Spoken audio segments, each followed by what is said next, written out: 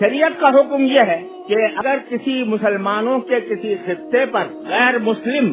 حملہ آور ہوں تو سارے مسلمانوں پر جہاد فرض ہو جاتا ہے،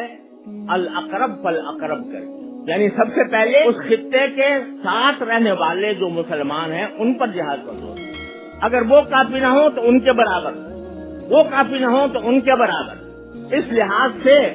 جو قریب کے ممالک ہیں ان کے اوپر جہاد فرض ہے، لیکن ساتھ ساتھ یہ بھی ہے کہ جہاد بقدر استطاعت فرض ہوتا ہے، جس میں جتنی استطاعت ہو وہ اسی استطاعت کے مطابق جہاد میں شریک ہو۔ لہذا ان کی جانی، مالی، دفاعی امداد یہ فرض ہے تمام مسلمان ملکوں کے اوپر، لیکن اس کے لیے ایسی حکمت عملی ضروری ہے کہ جس سے ان کو فائدہ پہنچے، نقصان نہ پہنچے۔ اس حکمت عملی کے لیے عالم اسلام کو چاہیے کہ وہ سر جوڑ کر ایسی حکمت عملی تیار کرے۔ خود ہماری حکومت الحمدللہ پاکستان کی ایسی فوجی طاقت رکھتی ہے کہ جو بہت کم ملکوں کو میسر ہے، لیکن اس کا فرض ہے کہ اس کو کی امداد کرے، لیکن امداد کرے ایسی حکمت کے ساتھ کہ جس سے اس کو فائدہ پہنچے، نقصان نہ پہنچے۔ اور اس کا طریقہ اس طرح نہیں ہے کہ برسر عام جا کر ان کے گھر پہ جا کر میزائل داغ دیے جائیں، بلکہ اس کے لیے حکمت عملی کی ضرورت ہے۔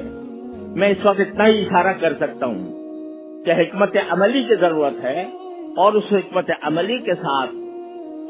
ان کا امداد ہر مسلمان ملک پر فرض ہے بشمول پاکستان۔ اللہ تعالیٰ ان کو توفیق دے۔ میں اپنی فوج کے بارے میں اتنی بات جانتا ہوں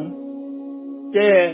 بنیادی طور پر وہ مسلمان اور ان کے اندر اسلامی جذبات بھی ہیں، لہذا یہ بات مجھے مستبعد لگتی ہے کہ وہ اس معاملے میں بالکل خاموش بیٹھے ہوئے ہوں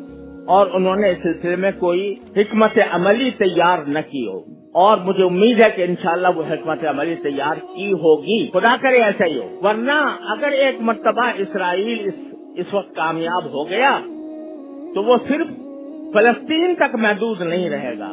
وہ پورے علاقے کو اپنی لپیٹ میں لے لے گا، اور یہ ایسا سانپ ہے جس کو اگر اس وقت اس کا سر نہ کچلا گیا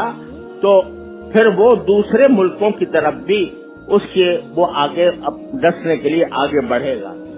لہذا سارے مسلمان ملکوں کو ایسی حکمت عملی تیار کرنے کی ضرورت ہے کہ جس کے ذریعے اس فتنے کا خاتمہ ہو سکے۔